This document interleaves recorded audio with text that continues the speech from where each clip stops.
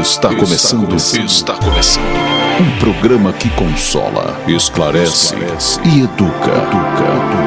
Está no ar. O que é o Espiritismo? Olá pessoal, estamos começando mais um programa O que é o Espiritismo. Hoje mais uma edição especial para continuar falando do caso que comoveu todo o país, o estupro, da menina de 10 anos no estado do Espírito Santo, que comoveu a todos. O que a doutrina dos espíritos pode dizer sobre isso? Esse é o nosso questionamento de hoje. Hoje analisaremos o comunicado, a nota da AME Brasil, e temos como convidados os doutores que compõem a diretoria da AME Brasil e da AME Maranhão. Mas todo o nosso programa começa com um momento de reflexão. Vamos lá para o momento de reflexão? Vamos lá. Leitura do livro Vida Feliz, psicografado por Divaldo Franco, ditado pelo Espírito Joana de Ângeles. Acalma as ânsias do teu coração. O que ainda não alcançastes está a caminho.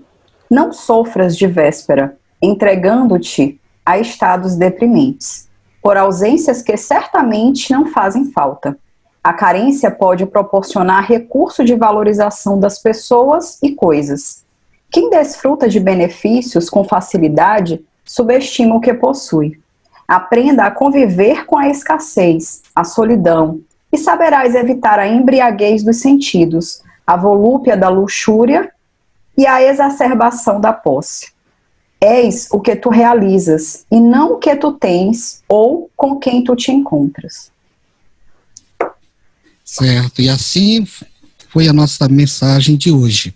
Vamos dar continuidade ao nosso programa, agora com a nossa roda de conversa. Então, dando continuidade à apresentação do nosso pessoal, aqui somos o grupo Divulgar. Estão conosco Tatiane, a Isabela e Andréia, ok? E como os nossos convidados, nós vamos pedir para que cada um se apresente contando a sua passagem pela doutrina dos espíritos. Vamos começar pelo Dr. Gilson. Olá, ouvintes. Eu quero agradecer o convite amoroso do Raimundo, equipe, Amaral, da AME Brasil estar hoje aqui conversando com vocês. Eu estou atualmente como presidente da AME Brasil. Eu já participo do movimento espírita há mais de 35 anos, Comecei lá na minha adolescência, evangelizando criança, colaborei com a Federativa do Estado do Rio Grande do Sul, fui presidente de casas espíritas por vários anos, sou atual vice-presidente do Hospital Espírita de Porto Alegre, sou médico, com especialização em psicologia analítica junguiana, e é um prazer estar aqui com vocês hoje. Dr. Jorge. Meu nome é Jorge, alegria estar com vocês nesse programa que tem um alcance e tem uma importância muito grande. Eu sou médico endocrinologista, tenho também especialização em medicina interna.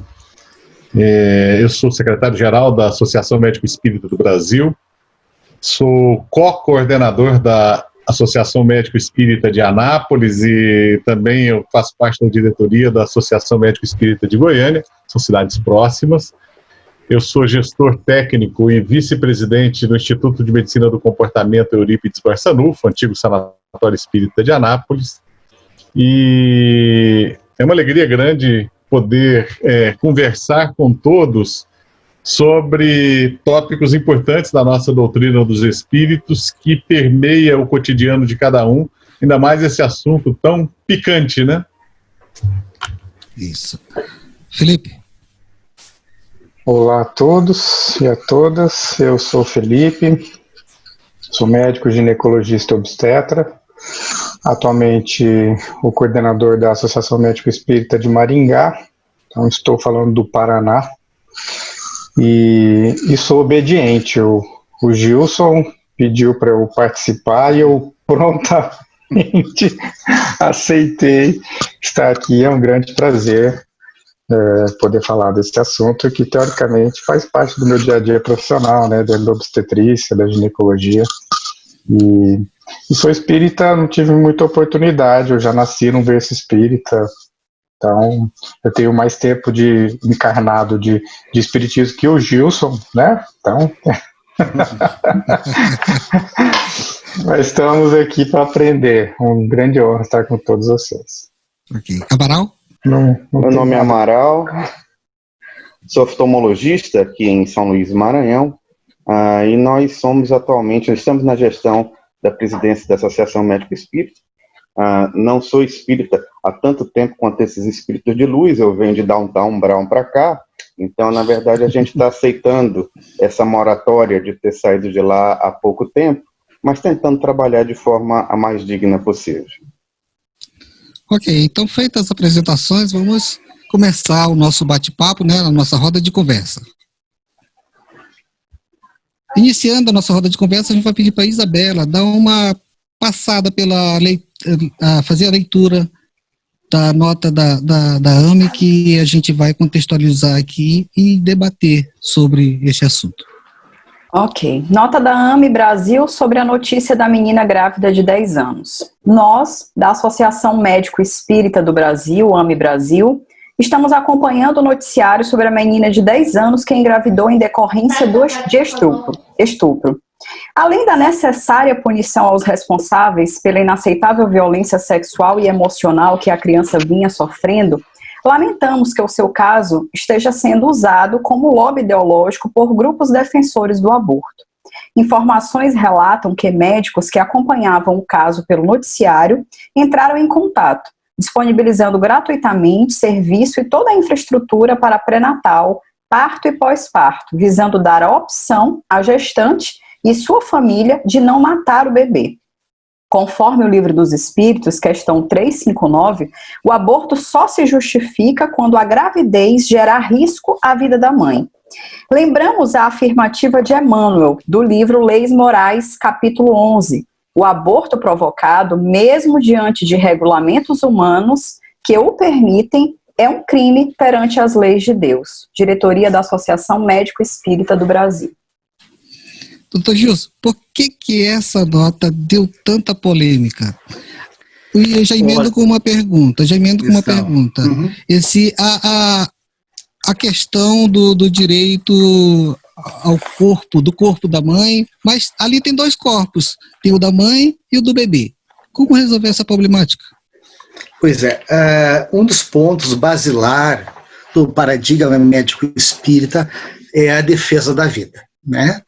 Sustentado no próprio Livro dos Espíritos, que coloca como principal direito, e o primeiro e principal direito do ser humano é o direito à vida. Porque sem esse direito, os outros direitos não têm mais importância, né? Sem direito à liberdade, direito à educação, direito a qualquer coisa, só tem importância se a gente tem direito à vida. E por ser um direito outorgado, né, a vida é um bem outorgado por Deus, não nos cabe, nenhum de nós, Estado, pessoas, decidir quem pode ou não pode viver.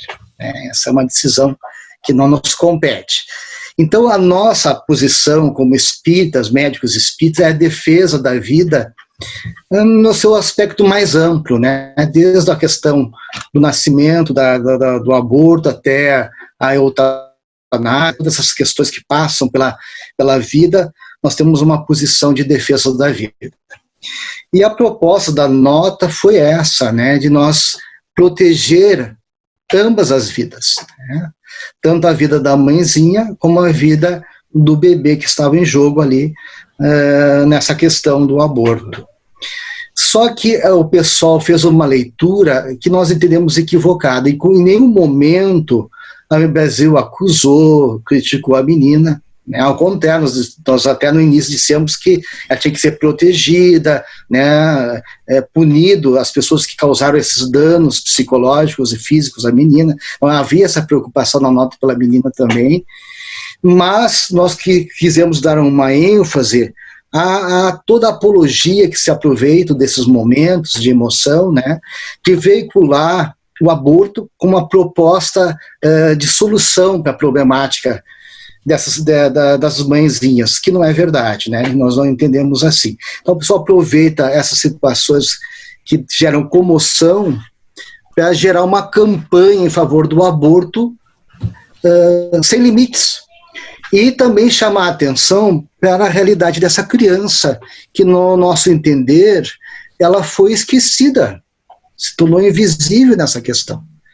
A comoção toda se voltou para a problemática da mãe, o que nós entendemos que é importante, nós temos que amparar a mãezinha, mas não esquecer que também que havia uma outra vida em jogo, né? Uma criança com 5 meses já, né?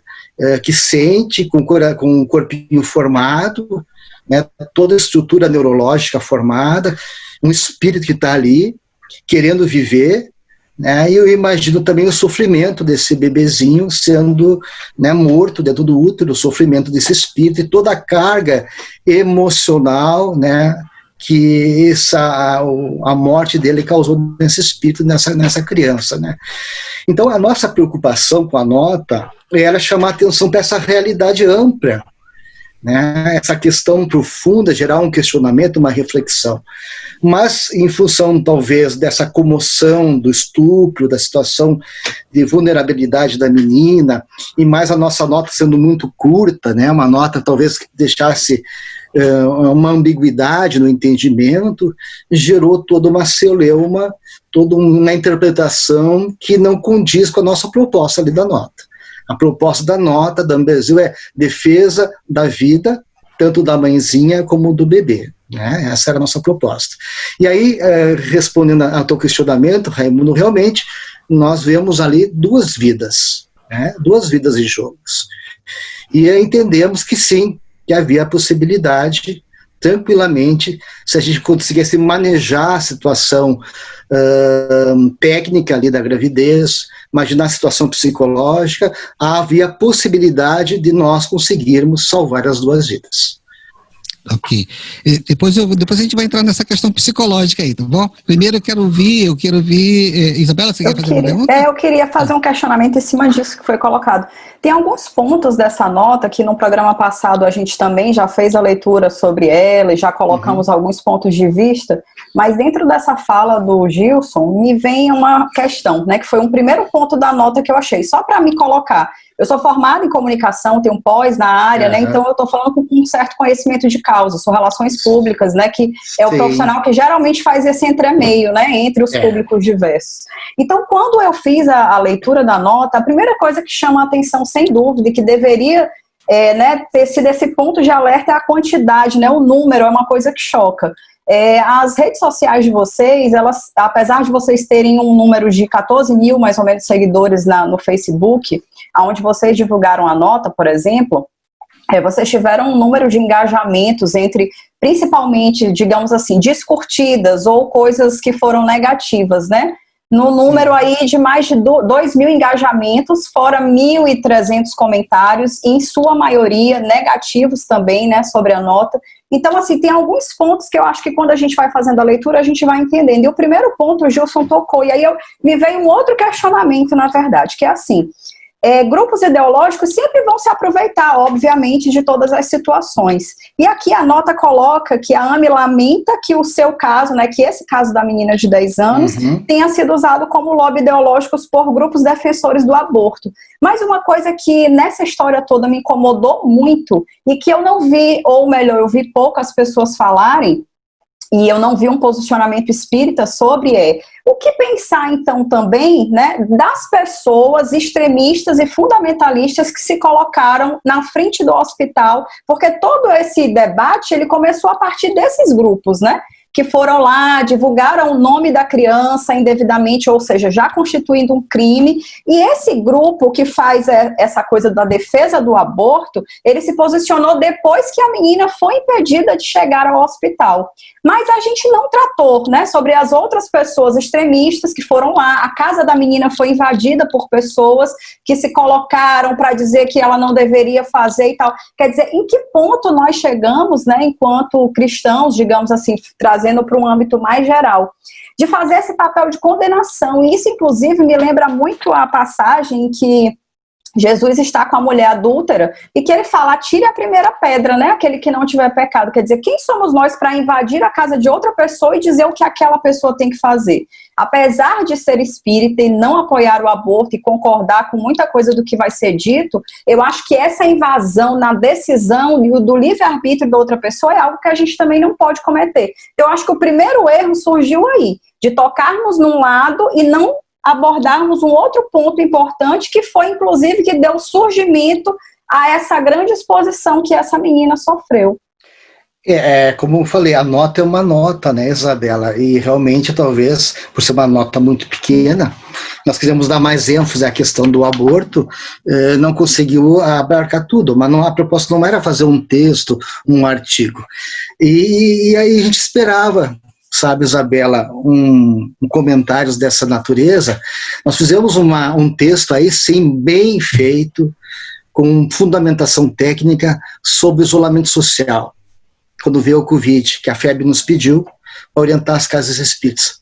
Tu não imagina, Isabela, a quantidade de críticas, de pedradas que a gente recebeu. Olha, isso que era só uma orientação médica sobre Covid. Aí eles falaram que a gente estava defendendo posicionamento político, que estava defendendo tal. A gente não entrou em política, mas as pessoas fizeram toda uma interpretação. A gente não tem como abarcar isso. É difícil agradar. E quando entra questões emocionais, pior ainda, né, Isabela? Então a gente não tem a noção como o povo vai entender, vai interpretar, a gente não consegue abarcar isso. Olha, para o melhor comunicador que for, né, eu acho que tem essas questões técnicas, a gente tem que levar em conta, mas nós ali realmente não pensamos, até porque a gente foi com o coração sincero, né? São médicos, Gilson, que elaboraram essa nota? Foi o grupo da AME. A gente pediu uma orientação jurídica, para ver se tinha algum problema jurídico, né?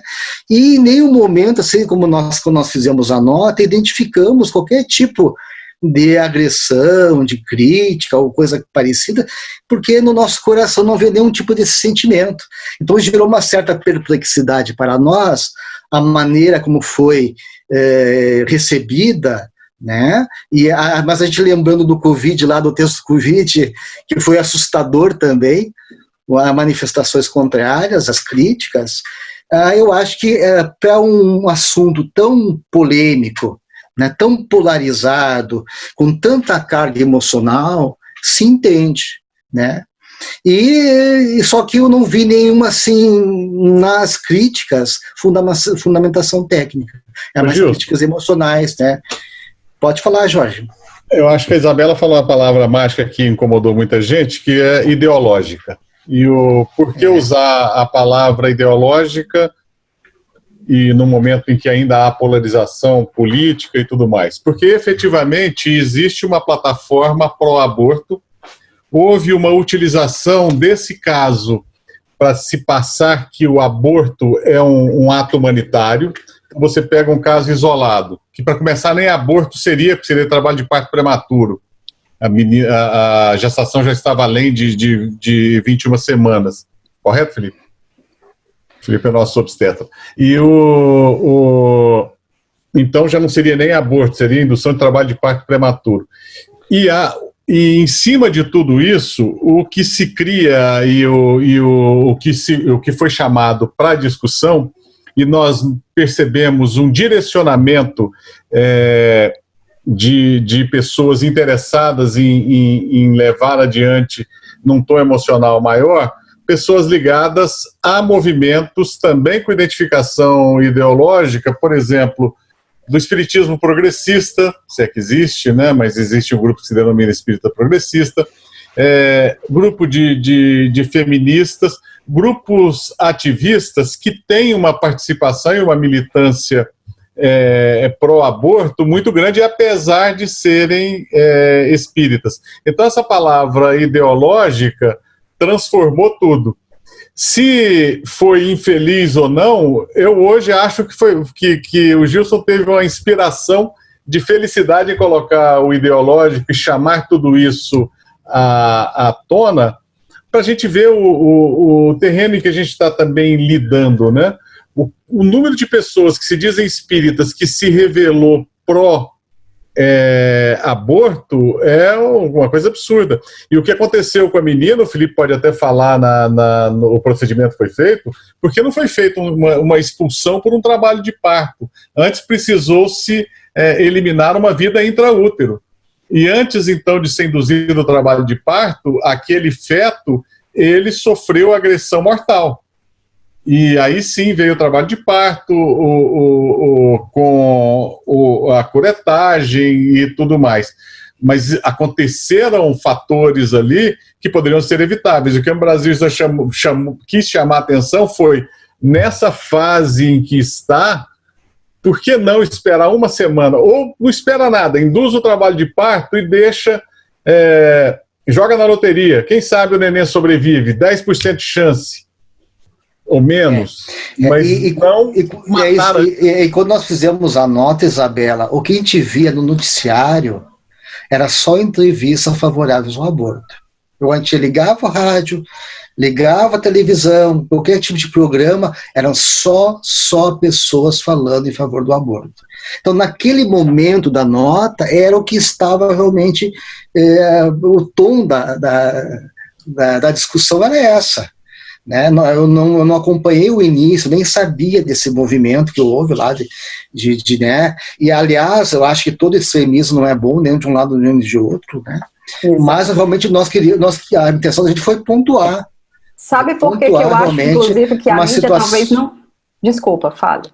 A nossa ideia realmente é pontuar uma situação que a gente não achava adequada, né? Sem criticar, sem querer acusar nenhum dos lados, mas chamar atenção para uma reflexão que havia mais vidas em jogo ali do que só a vida da mãezinha, né? Às vezes eu acho que, como, por exemplo, o grupo, né, que se coloca contra o aborto agiu de forma tão inapropriada que eles ocuparam todo o espaço da mídia de forma indevida, porque, tipo assim, como você colocou, eu só via pessoas falando pró-aborto, porque o pró-aborto tinha uma conversa, e a gente precisa se preparar para esses momentos. Tipo, isso que o Jorge está colocando é algo importante para a gente refletir de como fazer esse procedimento e tudo mais, né? Muito provavelmente as pessoas que realizaram esse procedimento não são espíritas, não tem essa visão, não tem essa preocupação.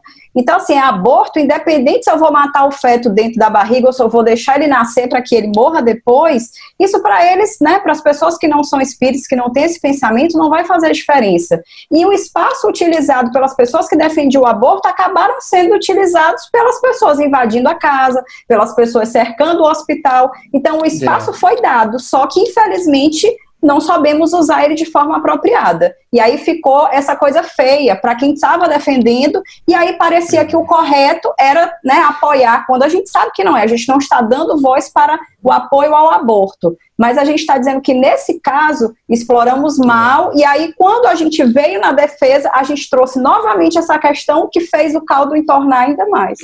A ideia da religião como sendo algo fundamentalista, né?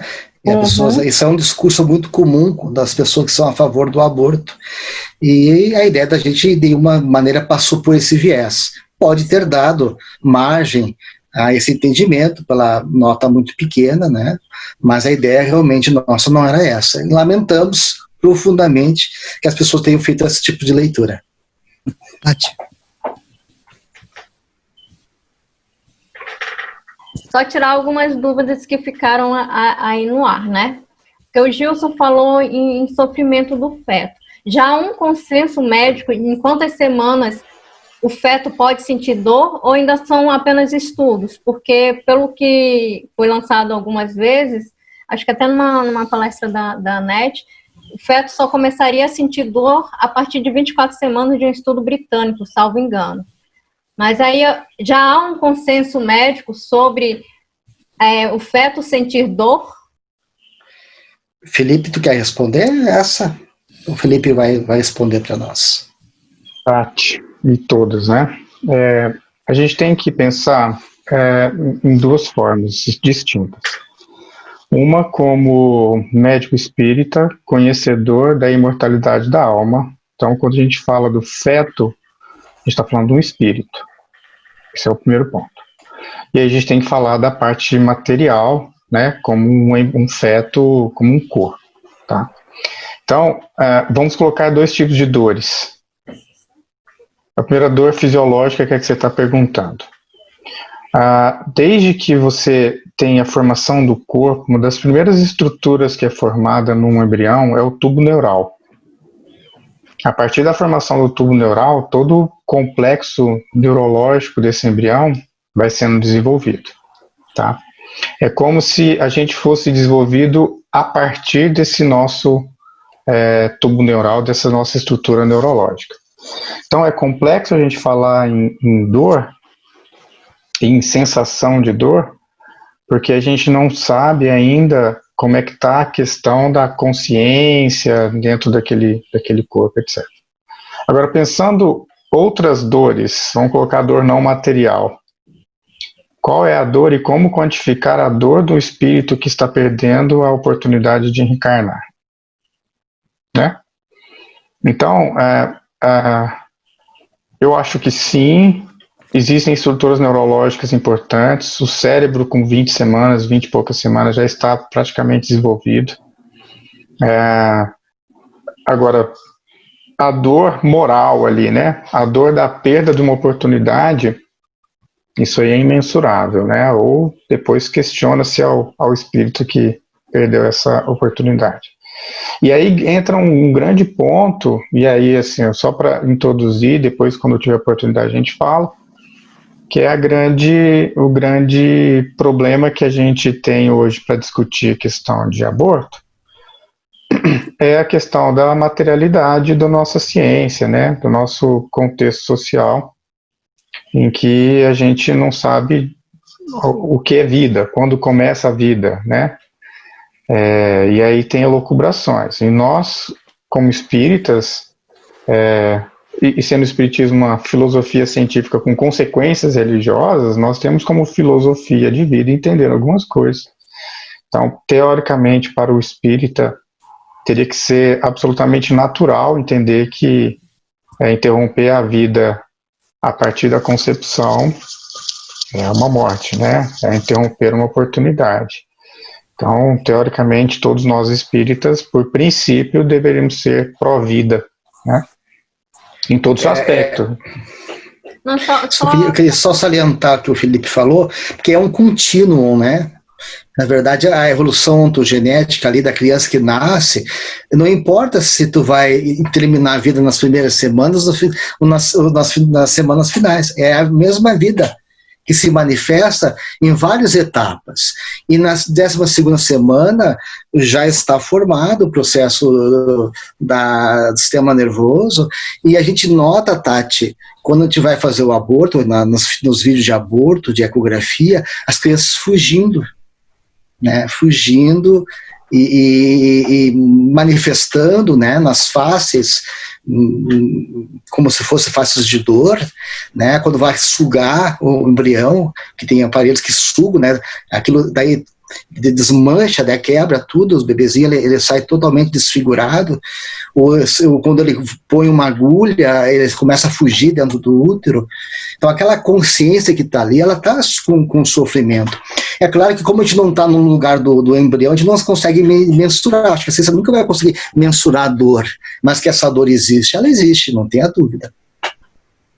Então, só para complementar, acho que só pela explicação que eles deram, para a gente ver como teria outros caminhos de explicar também, ou até mesmo de propor na nota, ou de propor um diálogo diferente, né? Porque a gente, aqui no Grupo Divulgar, a gente está com um programa fazendo um estudo sobre o livro Fonte Viva, né? Lá no capítulo sobre apóstolo, Emmanuel faz assim uma definição de cientista, né? Ele bota que o cientista surpreende as realidades da sabedoria divina criadas para a evolução da criatura e revela-lhes a expressão visível ou perceptível ao conhecimento popular. Acho que o que está faltando mesmo é a gente saber se comunicar, tornar esse conhecimento que vocês têm de uma forma tão clara e lúcida popular. Acho que às vezes a gente fica batendo numa mesma tecla e a gente não está voltando ao ponto de início de explicar direitinho.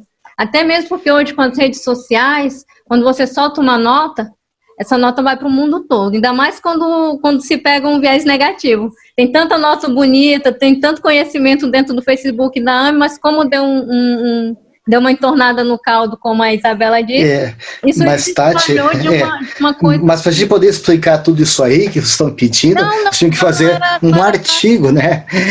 Ali não caberia isso. Exato. Né? Explicar tudo isso aí, né? Fazer digerir, traduzir em questão popular, aí não seria uma nota, né? Seria explicado. Mas nós temos. Médico fazer isso. Só explicar aqui, Gilson, é porque, ó, tipo assim, o da FEB, que foi melhor digerida, né? Ela não falou em morte, nem em tratamento, falou de uma coisa muito bonita, de valorização da vida. Isso. Ela só pegou as palavras e mudou de uma forma que fosse melhor. Mas a gente acho que não quis ali ser político, no sentido de conciliar as coisas. Acho que a Brasil foi um pouquinho mais corajosa. A gente quis realmente confrontar uma realidade, né, que muitas vezes fica escondida e fica muitas vezes velada. A gente já fala assim, sim, não, né? André, quer falar? E aí, eu acho que a posição da AME, por ser uma instituição científica, ela não pode ser muito só filosófica.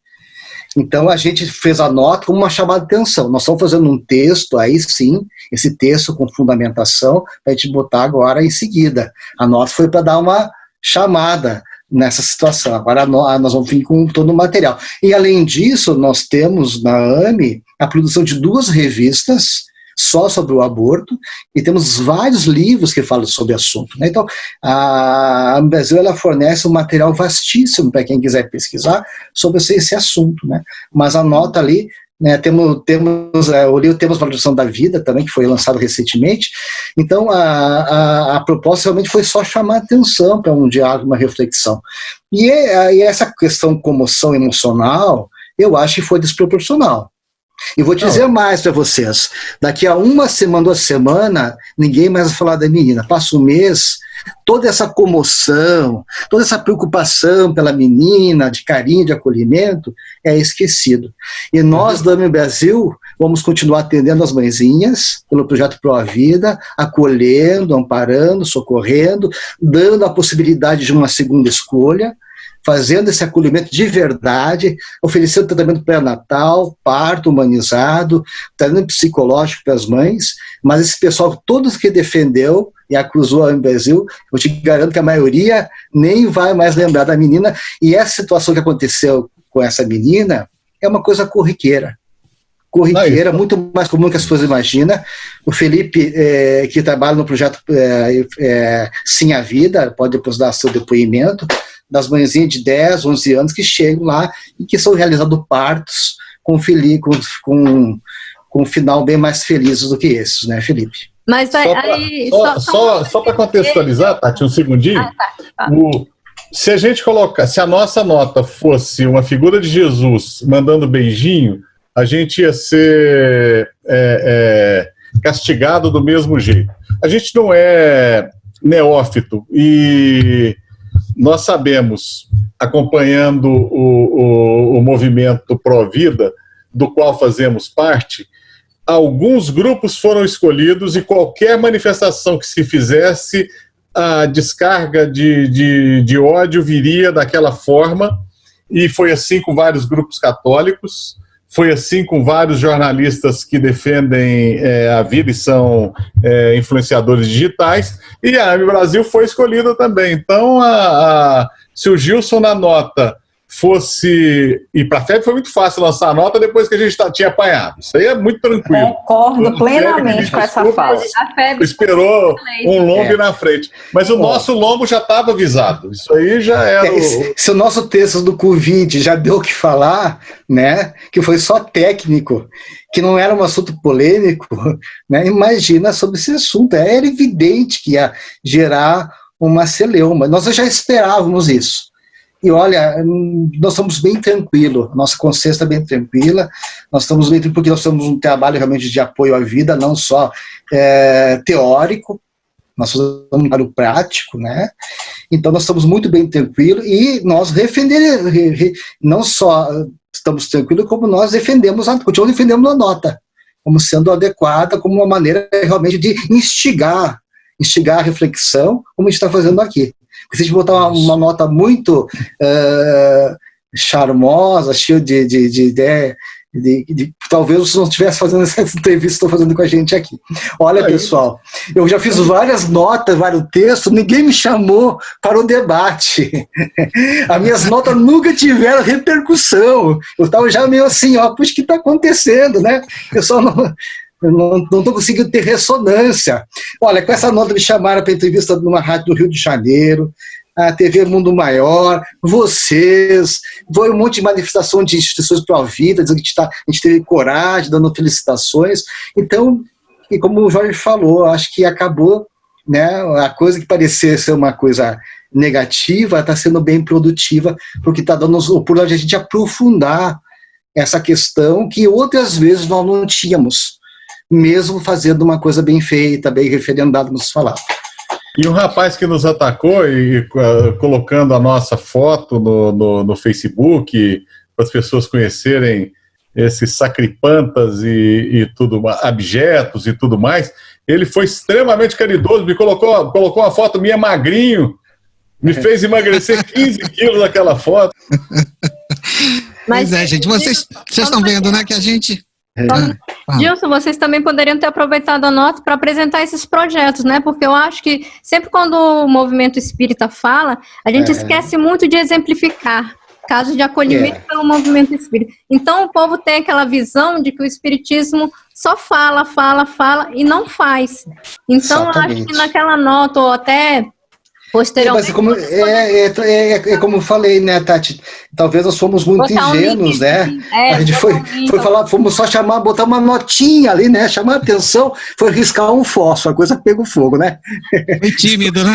Eu diria, né? Foi só sair de perto, só foi lançar o fósforo, sair de perto que a coisa pegou fogo. Mas eu acho que está sendo bom, viu? No final da conta, a gente está discutindo, a gente está aprofundando na questão. Acho que isso é importante, porque isso que o Jorge levantou é uma coisa preocupante. A gente vê muito espíritas que na hora que tem que se posicionar como espírita, segue um pensamento materialista, totalmente desfigurado de uma posição doutrinária, né, realmente de uma posição espírita, como a gente tem que ter. Então acho que está sendo bom até para uma reflexão mais profunda para todos nós no movimento espírita. Qual é a nossa posição como educadores? Porque eu entendo o amor como acolhimento, mas também como educação, como orientação, como possibilidade de compreensão das coisas, para a gente poder, né, não errar mais e alcançar a nossa verdadeira felicidade, de paz, de espírito, de alma. Né? Felipe, a gente vai fazer um intervalozinho e vai já deixar um questionamento para o retorno após a fala do Amaral, tá? Assim, houve uma eutanásia e depois o estímulo do parto? Estamos apresentando o que é o Espiritismo. Estamos de volta com o nosso programa, o que é o Espiritismo, hoje com a presença dos médicos da AME Brasil e AME Maranhão, além do grupo Divulgar.net, certo? Dando sequência, Amaral. Um ponto muito importante que a AME Brasil, eu gostaria de pedir licença aos colegas, não para falar em nome da AME Brasil enquanto direção, mas para falar enquanto AME Maranhão, que é subordinada à AME Brasil. A AME Brasil, ela tem uma característica de se posicionar, senhores. Havendo situações que necessitem de algum posicionamento, a AME Brasil ela tem essa característica. Ela não se furta a se manifestar. E eu gostaria de chamar a atenção, relembrando de certa forma, contemporâneo do Mestre Jesus, que é o Rabino Hillel, que vem a ser avô de Gamaliel, que era o mestre de Paulo, quando ele coloca assim, se não eu, quem? Então, é muito importante que a gente saiba que o movimento espírita, ele precisa defender aquilo que o Evangelho do Cristo Jesus nos incita. Joana de Ângeles diz para a gente de uma forma muito clara de que o Evangelho é uma proposta educativa para o amor. E ao trazermos essa visão mais ampla, ao trazermos essa visão desse seres conscienciais, sencientes, reencarnantes, que a vida continua, nós fazemos quebras, Raimundo, de paradigmas, no contexto de que nós estamos oferecendo para o grande público um conhecimento que ainda é novo. Esse conhecimento ainda é novo porque, como somos seres reencarnantes, nós temos, grosso modo, 2 sistemas cerebrais. Um sistema chamado Sistema 1, um sistema chamado Sistema 2, e um sistema mais antigo, um sistema mais recente. Esse sistema mais antigo, do córtex primitivo, ele é que nos acompanha há 700 milhões de anos. Então, esse córtex, ele está acostumado, ele já introjetou dentro de si próprio conceitos e ideias que são muito difíceis de serem modificadas. O neocórtex, que é esse segundo sistema, ele vai nos trazer uma abordagem nova. Então, seria mais ou menos o equivalente ao Evangelho e o Velho Testamento. Nós somos muito mais acostumados a entender a vida dessa forma. E eu gostaria de chamar mais atenção ainda de que no Sistema 1, que é justamente o sistema mais primitivo, nós somos principalmente afetados pela questão visual. Então, as mídias sociais, elas nos trazem muito mais essa questão visual. Elas não representam, eu já coloquei isso para vocês no programa anterior, elas não representam os sítios mais adequados para que se possa desenvolver discussões sérias a respeito de temas relevantes. A nota da AME Brasil é uma nota que apresenta um sentido efetivo, um sentido eficaz, uma defesa clara daquilo que a AME, enquanto movimento pró-vida, e é um movimento pró-vida com, vocês vão ver daqui a pouco, um movimento pró-vida com inúmeras atividades no dia a dia, atividades sociais, atividades assistencialistas, atividades de benemerência, não apenas atividades no âmbito científico, que também é uma vertente extremamente importante e séria, vinculada à AME Brasil. Os congressos da AME Brasil, especialmente os congressos chamados de MEDNESP, representam hoje os maiores congressos de saúde e espiritualidade do mundo. No ano passado nós tivemos em Teresina. Então são congressos extremamente sérios também na questão científica, nos trazendo um entendimento evangélico a partir de dados científicos daquilo que nos é trazido pelos ensinamentos da doutrina dos espíritos. Então, quando a AME Brasil se posiciona, e nós observamos aquilo que o Dr. Jorge, o Dr. Gilson já com muita propriedade colocaram, setorializações ou segmentações de palavras ou de frases que eventualmente não tenham sido escolhidas da melhor forma, de certa forma a gente já consegue entender de forma subliminar que há um movimento contrário, que há um movimento pró-aborto de forma muito eficaz, mas que é preciso nós termos olhos para ver. Existem situações subliminares que, principalmente em ambiente social, ambientes sociais esses que vivem da aceitação, isto é, você só é popular se você tiver muitas visualizações, e eu quero chamar a atenção de vocês para oferecer 2 situações. Nós temos, por exemplo, com George Orwell, nenhum desses autores são espíritas. Com George Orwell, nós temos 1984, que já fala de uma sociedade em que vive vinculada a essa aceitação social. Existe uma série da Netflix chamada Black Mirror, que o primeiro capítulo da 3ª temporada, que me falha a tradução, mas nosedive, que seria mais ou menos mergulhar de cabeça, em que uma pessoa faz tudo para que possa ter os likes, e a partir desses likes conseguir ter uma estrutura social melhor para ela, comprar casas, enfim, tudo mais. Então, é importante que a gente entenda que por trás de uma entidade que já apresenta 25 anos de atividades relevantes, existe muito conteúdo, e que uma nota não será lançada sem que haja uma avaliação prévia, insisto. Tanto que a própria AME Brasil já refez a nota. Eventualmente, algumas situações pontuais podem ser analisadas de forma inadequada, mas o mais importante é nós entendermos o contexto. Passa a palavra. Isso, então vamos lá para o Jorge. Jorge não. Andréia, eu acho. Né?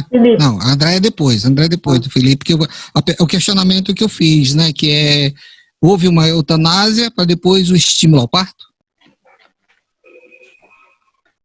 Jamais. A definição é absolutamente equivocada.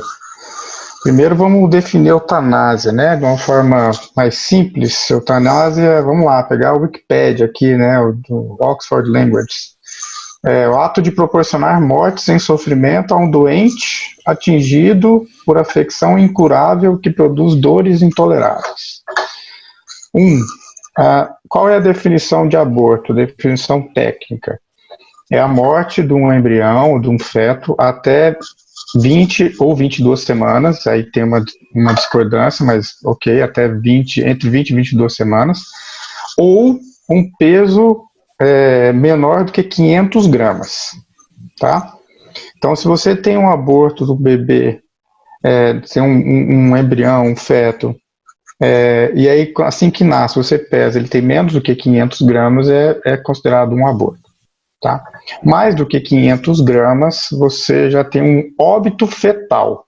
A gente muda o nome. Então, é uma morte de um feto. Eu não sei, obviamente, os pormenores do caso, né? Não foi divulgado publicamente todos os dados do caso, mas o que eu, pelo menos, sei é que esse bebê ele estava com mais de 22 semanas de idade gestacional, muito provavelmente com um peso maior do que 500 gramas, e que ele estava vivo, né, uma gestação teoricamente normal, apesar de ser considerado uma gestação de alto risco, não é uma gestação que vai matar a mãe, né, necessariamente. Então, quando a gente fala em eutanásia, praticar a morte, assistir à morte de uma forma indolor para terminar um sofrimento, né, esse bebê, teoricamente, estava em boas condições e foi interrompida a vida ali. O que eu sei, né, e é umas formas que tem de abortamento tardio, provocar aborto tardio, é a injeção de solução salina intrauterina. E a morte ela é muito penosa, né, porque esse bebê ele morre por desidratação, por envenenamento, por lesão cerebral, hemorragia cerebral, e disfunção de múltiplos órgãos, né, por conta da solução salina. Então, se a gente for pensar que seria uma morte indolor, talvez essa é uma forma absolutamente dolorosa e cruel de matar alguém. Então, não é uma eutanásia, tá? Isso, teoricamente, é uma morte de um bebê, de um feto, um óbito fetal. Foi provocado um óbito fetal para a seguir entrar em trabalho de parto ou induzir esse parto, né? Então, conceitualmente, a gente não pode chamar isso de eutanásia, jamais poderia chamar isso de eutanásia. Andréia.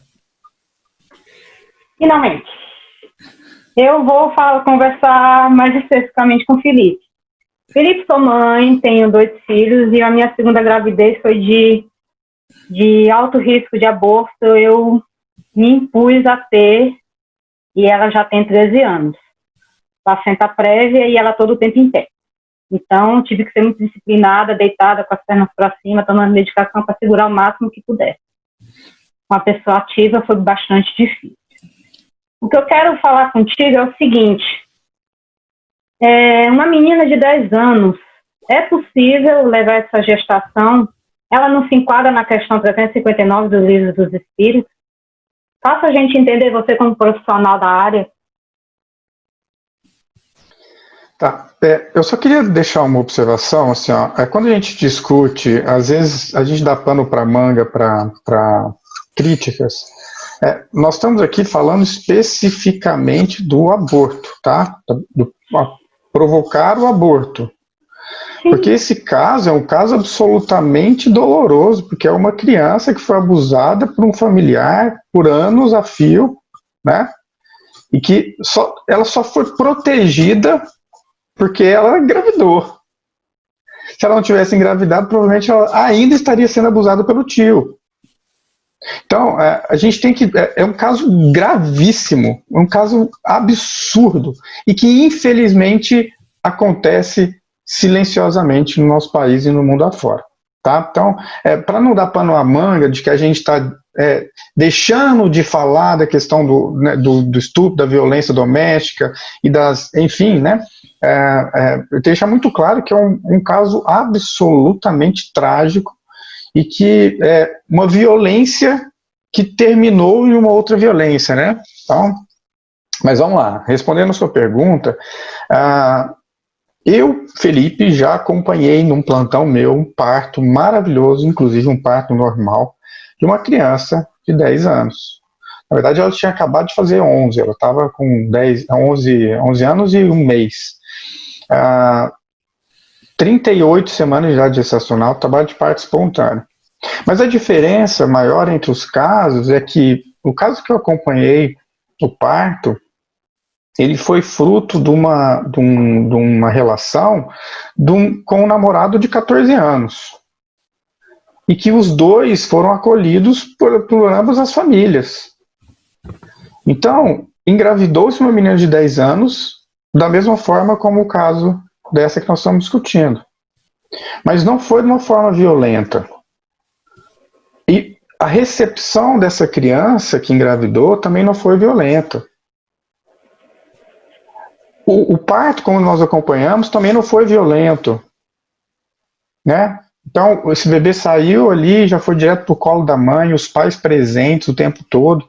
Então, são inícios diferentes, conduções diferentes, e uma palavra que fez toda a diferença, o amor.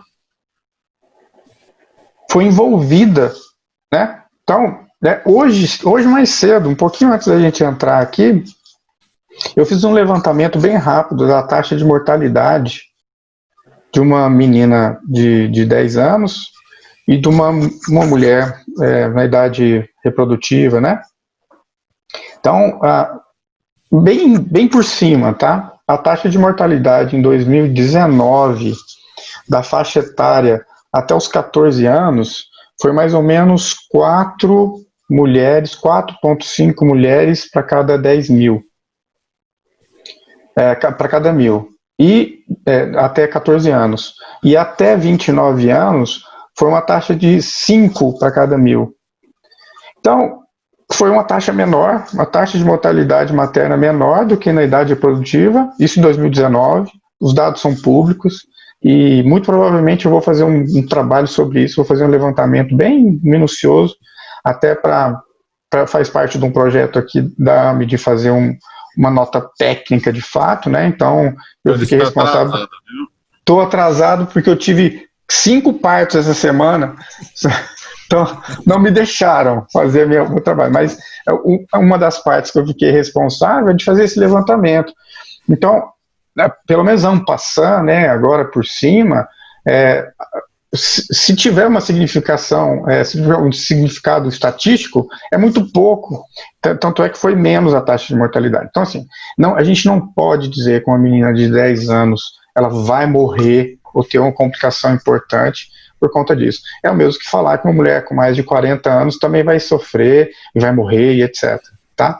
Então, é uma gestação de alto risco, sim, por um hipodesenvolvimento corporal, endocrinológico, está aqui o Jorge, né, endocrinológico, emocional, enfim, tá? Então, é uma gestação de alto risco, mas quando você tem um bom acompanhamento de um pré-natal, de um parto, de um pós-parto, você minimiza esses riscos. Até porque um dos piores marcadores obstétricos do nosso país é a assistência.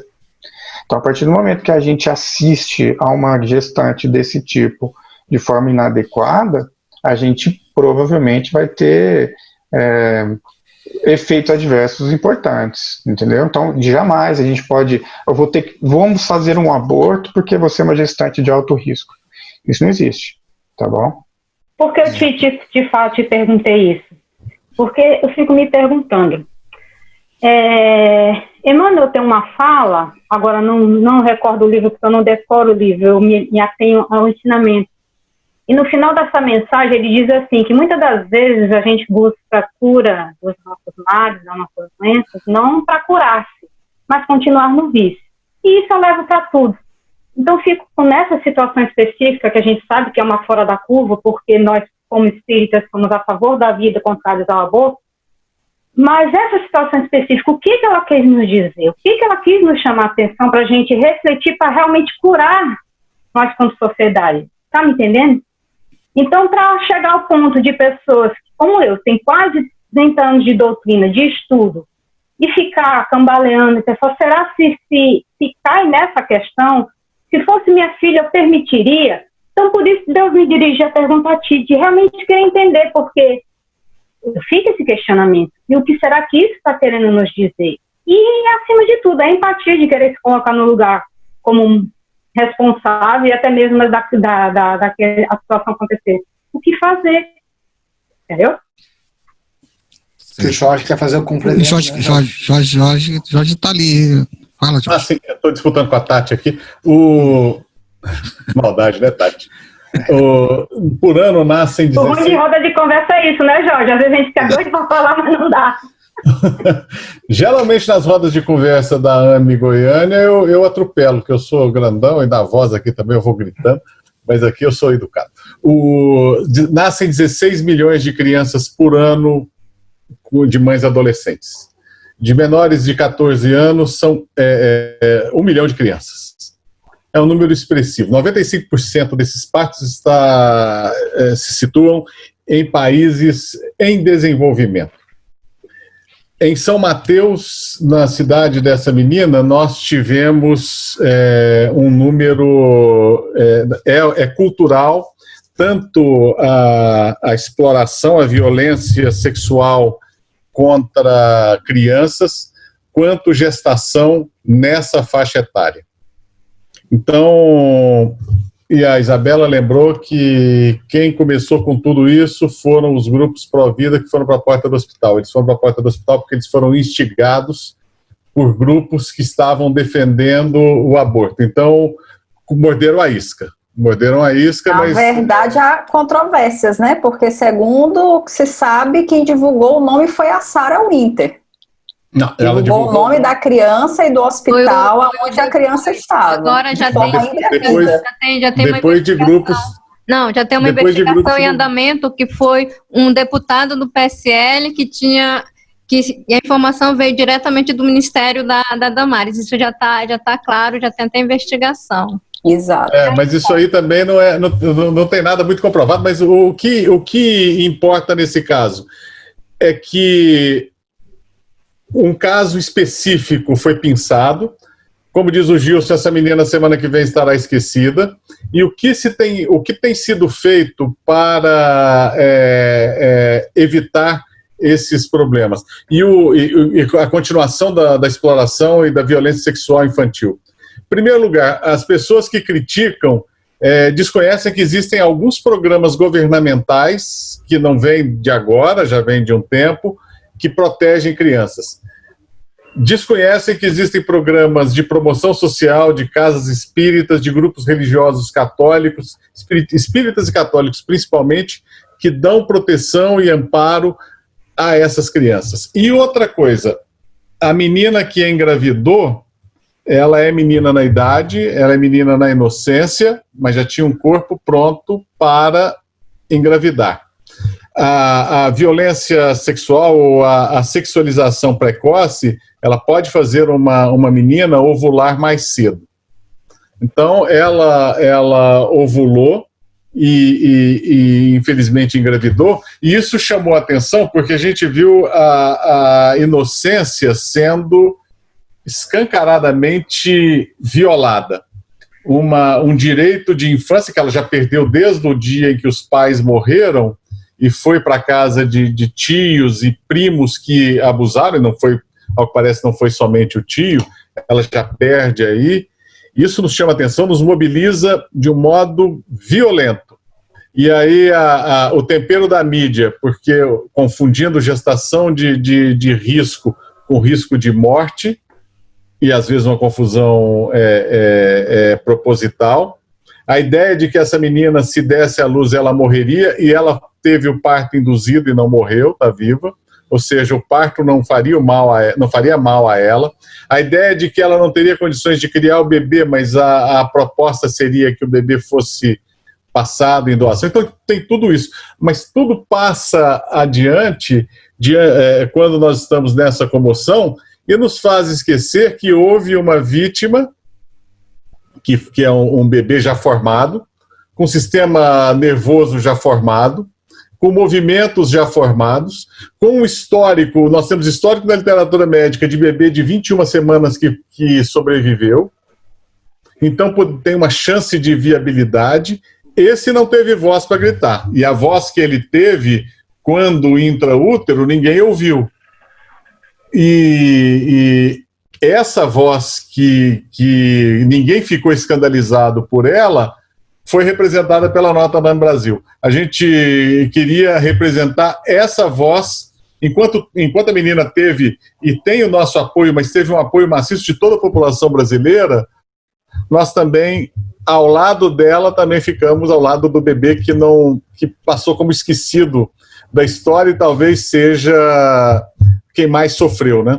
Porque uma violência perpetrada contra alguém nunca é unilateral ou bilateral, tem sempre consequências. Se eu tenho um filho que sofre uma agressão, muitas vezes ele supera esse trauma, mas eu carrego comigo durante muito tempo. Sempre existem pessoas envolvidas, e no caso dela, a terceira pessoa envolvida mais diretamente perdeu a vida. Os outros envolvidos estão aí, a avó, que possivelmente compactuou, quem fez a denúncia do nome da menina, que radicalismo, extremismo, não importa de que lado, é sempre muito ruim. Tudo isso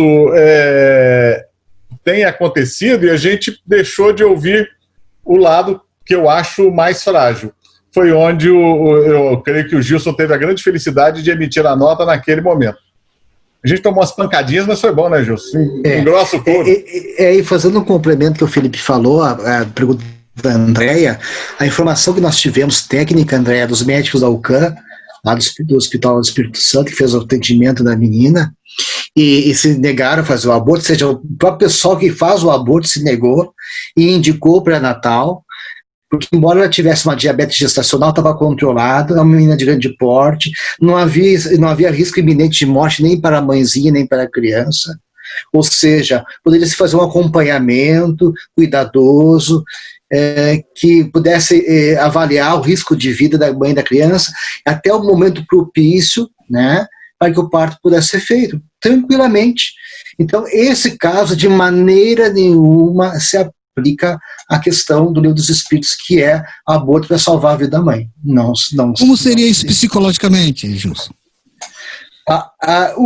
Psicologicamente, o que a criança precisa de apoio psicológico, a menina que sofreu a violência, né? Só que essa proposição do aborto não é um tratamento psicológico, não alivia a dor dessa menina, ao contrário, né? Ela sofrer, porque o aborto é uma violência, então ela sofreu a morte do bebê dentro do útero dela, depois ser induzido o parto, sofrer todas as cólicas. A gente tem um monte de pesquisas, de evidências mostrando de transtorno traumático pós-aborto, de mães que ficaram com depressão, com trauma, depois de sofrer um aborto. Então, essa não é uma solução psicológica, como eu estou dizendo, de maneira alguma. Uma violência não justifica outra violência. Então, ali a situação era acolhimento, acolher a mãezinha, acolher a criança, acompanhar, dar um amparo psicológico, né? Se a criança não tem condições, não quiser, a família ficar com a criança, levar para adoção. Olha, agora há algum tempo atrás, nós atendemos uma menina de Passo Fundo, interior do nosso estado do Rio Grande do Sul, que o pessoal de Maringá me indicou, que ela sofreu um abuso. E lá em Porto Alegre nós não temos como fazer o parto, não temos essa estrutura, nós caminhamos lá para Maringá. Eu peguei ela na rodoviária, botei ela num hotel lá em Porto Alegre, outro dia nós levamos para pegar o avião, o pessoal de Maringá acolheu ela teve o bebezinho, não ficou com sentimento de culpa depois, né? Ela sofreu um abuso, foi estuprada também.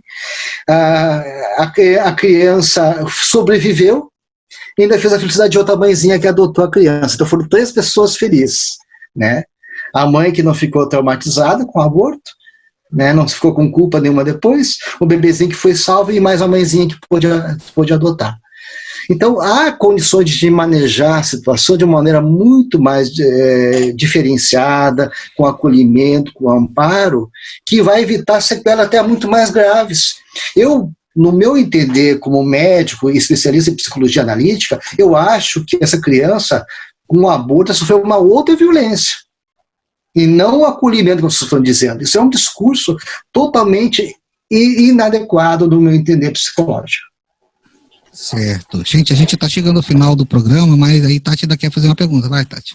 Chegamos no final e a Tati não falou, tá vendo? Falo pouco. Não, mas porque, como eu sempre digo, em toda a questão de aborto, a gente aborda a questão da posição errada. Eu vejo muita gente se mobilizar para legislação, se legislar para fazer movimentação, para produzir textos e fazer algum movimento. Mas eu não vejo muita situação para ver a educação sexual. Aí eu queria perguntar se a AME Brasil tem algum projeto nesse sentido e que ela divulgasse esses projetos pró-vida que ela tem, mas principalmente nessa questão de educação sexual. Se a AME Brasil tem algum projeto, se tem... Aqui em São Luís, por exemplo, tem uma casa espírita que tem um projeto com um psicólogo e uma pedagoga que eles fazem a escola de paz, que eu acho muito interessante. Será que não tem uma cartilha, algo que possa começar realmente a gente solucionar o problema desde o começo, para não haver o crime? Porque a gente ficar discutindo já ao final, acho que é muito molhado. Eu acho que essa reflexão que está havendo com relação a essa criança de 10 anos, ela mostra uma ferida, né? Eu acho que todos nós, como sociedade, falhamos com ela. Falhou o Conselho Tutelar, falou o Estado, falou a sociedade como um todo, e isso, como o Jorge falou, vai continuar acontecendo. E vai também continuar acontecendo no aborto. E quando nós não resgatar, eu acho que mais do que filosofar, do que refletir, na consciência de família, que nós somos uma família. O mundo é uma família. Quando nós não quebrarmos com essa visão egoísta, né, essa visão muito imediatista e materialista, a gente vai ficar muito em reflexões e a coisa não funciona a nível prático. Então a gente tem que resgatar essa questão de família. A própria pandemia está mostrando que problemas coletivos só se resolvem de maneira coletiva. Então, no momento que nós buscarmos esse sentimento de fraternidade, de amor, como fala o Evangelho, sentimos irmãos na mesma família, na família universal, aí a gente vai começar a olhar mais para a direção do outro. E essas preocupações vão fazer sentido para nós. Enquanto a gente ficar ainda muito nesse egoísmo avassalador que a sociedade está, e resolver meus problemas, essa visão muito utilitarista e banalização da vida entra nisso, porque a gente vê a vida sendo muito banalizada, as pessoas matando por um par de tênis, ou crianças sendo jogadas no lixo, ou sendo vendidas, né, comercializadas, ou o aborto como sendo uma fonte de recurso monetário. Enquanto tiver esse pensamento vigente na sociedade, olha, vai ser difícil, viu, pessoal? Acho que o Papai do Céu é tão bonzinho que quando a gente está fugindo do caminho, ele dá uma dorzinha para nós, né? Acho que vai precisar de muita pandemia aí pela frente para dar uma chacoalhada na gente, para a gente poder realmente repensar esse modelo, né, imediatista, utilitarista e materialista que está por trás dessas abordagens a favor do aborto, a favor dos interesses imediatos, do meu corpo, do meu interesse, e o resto não interessa. Então, acho que essa é uma profunda reflexão para nós resgatar essa visão de família, de preocupação com o coletivo e com todas as pessoas ao nosso redor. Certo, gente. Olha, a gente Raimundo, só um pequeno detalhe, se você me permitir 30 segundos. No último Mednesp, nós tivemos uma sugestão de que todas as associações médicas espíritas do país pudessem desenvolver o estudo da obra Vida e Sexo de Emmanuel. E isso é algo que realmente vale muito a pena, Tati, para que se possa levar também para o ambiente dos centros espíritas. Facilita, orienta, tranquiliza e, acima de tudo, pode oferecer bases sólidas para que se possa, dentro do movimento espírita, fazer um entendimento mais adequado a respeito do assunto. Certo. Alguém mais? Não, Eu né? tinha um questionamento, mas eu vou pular. Eu quero só fazer um comentário, na verdade, de parabenizar a AME, porque apesar de vários outros pontos que a gente poderia vir aqui e trazer, né, sobre outras formas de se falar e de se colocar, eu concordo plenamente com o Jorge, que vocês são extremamente corajosos, audaciosos, e isso já tira o meu respeito, né, já me coloca diante de vocês com muito respeito. Porque é muito fácil vir depois e se colocar, né, depois que alguém já foi lá e apanhou e a gente já aprendeu como é que não faz. Então, assim, realmente foi muita coragem. E é muito legal ver isso, como você falou, olha, a gente está aqui à disposição e às vezes uma coisa negativa a gente consegue transformar. Porque o que eu queria dizer para vocês é que vocês falam muito bem, se expressam muito bem, e eu acho que é uma fala totalmente compreensível para qualquer pessoa que está nos ouvindo. E então vocês precisam explorar mais isso, né? Então a gente precisa, já fica aqui um convite para um próximo programa, onde a gente possa falar sobre os inúmeros projetos que me deixaram muito satisfeitas de ouvir aqui, mesmo que de forma pincelada, mas eu espero que a gente crie novos espaços aqui dentro da rádio para aprofundar esses projetos, porque eu acho que a gente precisa dar mais vozes a isso, ao invés de dar vozes ao aspecto negativo da coisa. Mas foi muito bom ter conhecido vocês, ter nos aproximado e abrir esse caminho para muitas e muitas outras falas que eu sei que vão surgir a partir daqui. Então, parabéns a Ana. Tati. Só finalizando que Isabela está falando. A gente precisa muito mostrar que o movimento espírita é acolhedor, né? Então a gente precisa muito dar muita ênfase nesses projetos, nesses caminhos, porque a gente não sabe onde buscar, ou até a recomendar, ou dizer, a gente vai sempre para o caminho mais fácil. Nós espíritas também sempre procuramos os caminhos mais fáceis. Tanto é que muita gente se diz trabalhador espírita. Eu digo que eu sou ainda voluntária, porque eu ainda não me profissionalizei, gente. E até mesmo porque eu não priorizo muitas vezes coisas que eu poderia priorizar, né, dentro do meio espírita. Então eu digo que eu ainda estou no voluntariado ali no estágio para ser trabalhador espírita, porque realmente não é algo fácil que vocês colocaram ali, bateram de frente com o peito aberto, mas que fique a mensagem, gente. A gente precisa mostrar que o movimento espírita é acolhedor, que a gente tem caminhos outros diversos, mas não só dizer que tem o caminho, mas realmente apontar, segurar na mão da pessoa e vambora junto. Você quer, tá aqui a outra opção, falar de uma maneira que as pessoas possam realmente nos compreender, porque às vezes a gente se mete num espiritês e só fala espiritês, e isso não é um mundo que as pessoas conhecem. Então, a gente precisa realmente saber se comunicar. A gente aqui no grupo divulgar, aqui é o programa O que é o Espiritismo. A gente tenta ao máximo falar... o popular. Se destituir da face de espírito e trazer questionamentos que alguma pessoa, né... E às vezes fazer até o papel de advogado do diabo mesmo, viu? De chegar aqui, de trazer... A ideia não é de colocar as pessoas contra a parede, mas realmente extrair o que pode ser de melhor, como vocês souberam, né? Tirar aqui o que de melhor poderia ter. Que fique realmente que a gente precisa ser mais acolhedor, como movimento espírita, que a gente precisa divulgar esses projetos de uma maneira mais fácil. Qualquer Porque coisa, só o grupo divulgar, nós estamos aprendendo a divulgar, mas a gente está indo atrás. Porque, Gilson, eu sei que vocês têm uma preocupação de ter uma fala técnica, de colocar o ponto de vista médico e etc e tal, mas vocês precisam entender que vocês representam o espiritismo. Porque se vocês vão lá e dão voz, né, e saem com a cara à tapa para as questões, vocês são o simbolismo do que é o espiritismo. Então, quando alguém lê uma nota da AME, ela está lendo uma nota do espiritismo, sabe? Então, o zelo e a preocupação com as palavras residem só aí. Mas eu acho que vocês falando estão de parabéns, viu? E que fica acreditado que a segunda nota ninguém lê. Mas eu gostaria de frisar uma coisa que eu lamento muito, que pouco no meu espírito se falou em favor da criança. Isso, para mim, é muito triste. Pois é. Eu vi muita defesa em favor da mãezinha, tudo bem, acolhimento, carinho, mas eu não vi, infelizmente, uma posição clara e acolhida, como vocês estão falando, que devia ser, em favor do bebê. Certo, gente, vamos para as nossas, para finalizar esse programa, né, porque ele já tá se alongando, então a gente vai pedir as considerações finais aí de cada um. A gente vai começar pelo Jorge. Uma alegria estar com vocês, da gente poder dialogar, né? Por favor, se tiver uma próxima vez nos coloque contra a parede. A gente é médico, a gente funciona bem sob pressão. Quanto mais pressão, maior a nossa criatividade, uma alegria grande, e a gente realmente reforça, e reforçando as palavras do Gilson, enquanto essa voz emudecida puder ter em nós representantes e se materializar, essa voz terá sempre. Ok. Felipe, quem foi que apareceu aí de repente, mas não falou nada e já foi embora?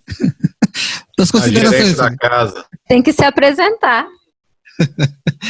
Estão me puxando a orelha aqui, que falou, tá demorando, a minha esposa veio e depois minha filha.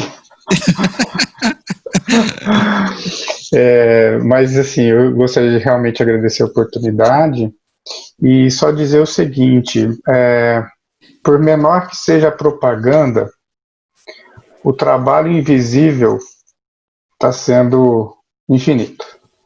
O trabalho literalmente invisível da espiritualidade que a gente não vê, mas ela está agindo e não faz propaganda.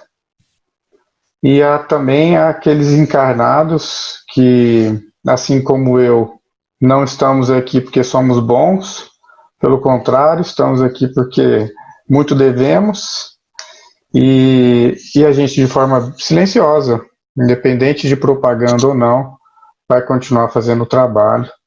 E só quem está no trabalho sabe a grandiosidade que é. A cada vida que a gente evita que seja interrompida, para a gente é uma felicidade. Então, a gente, às vezes, trabalha e não tem tempo para divulgar, né? E eu não vejo muita necessidade de divulgar, até porque um dos trabalhos que a gente faz é bem silencioso mesmo. É propositadamente às escuras, né? Então, a gente tem... A nossa prioridade não é aparecer. A nossa prioridade é valorizar a vida, em toda a sua extensão. Então, agradeço a oportunidade e sempre que tiver a chance, pode chamar, que eu venho. Tá bom? Abraço a todos. Cara. Gilson. Quero agradecer a vocês o carinho, o acolhimento, Isabela, Tati, André, Raimundo, nosso querido Amaral, né? A gente lá no Sul, né, Rio Grande do Sul, a gente fala que à medida que a gente vai evoluindo espiritualmente, a gente vai reencarnando mais para cima. Sai lá do frio, vai para lá Rio, Espírito Santo, depois Nordeste, Norte, né? Um dia a gente chega lá, viu, pessoal? Pegar essa região maravilhosa de vocês aí. Muito obrigado pelo carinho, de estar à disposição para o diálogo, para a conversa, para unir forças em favor, né, dos nossos irmãos. O Brasil é um braço técnico do Espiritismo, é considerado como um braço técnico, então a gente tem que trazer essa parte técnica também. Mas também a gente traz muito o nosso coração, pode ter certeza disso, tá, pessoal? Obrigado, viu? Agradecimentos, palavras finais de agradecimento, sem dúvida, Raimundo, a oportunidade que a divulgar trouxe para todos nós.